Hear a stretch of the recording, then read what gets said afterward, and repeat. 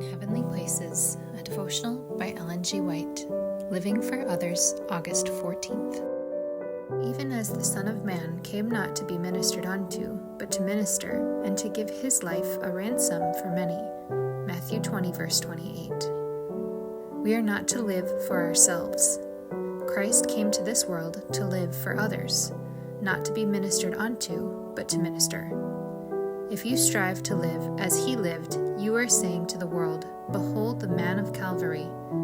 By precept and example, you are leading others in the way of righteousness. The sin which is indulged to the greatest extent, and which separates us from God and produces so many contagious spiritual disorders, is selfishness. There can be no returning to the Lord except by self-denial. Of ourselves, we can do nothing. But through God strengthening us, we can live to do good to others, and in this way shun the evil of selfishness. We need not go to heathen lands to manifest our desire to devote all to God in a useful, unselfish life. We should do this in the home circle, in the church, among those with whom we associate and with whom we do business. Right in the common walks of life is where self is to be denied and kept in subordination.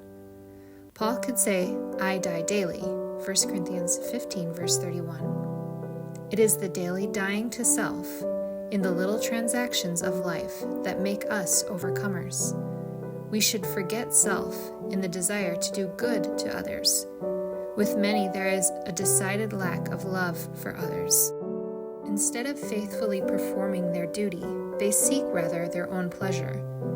God positively enjoins upon all his followers a duty to bless others with their influence and means. In doing for others, a sweet satisfaction will be experienced, an inward peace which will be a sufficient reward.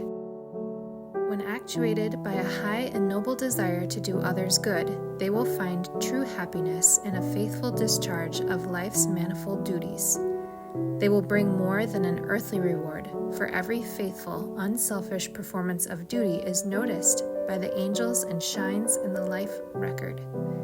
In heaven, none will think of self, nor seek their own pleasure, but all for pure, genuine love will seek the happiness of the heavenly beings around them.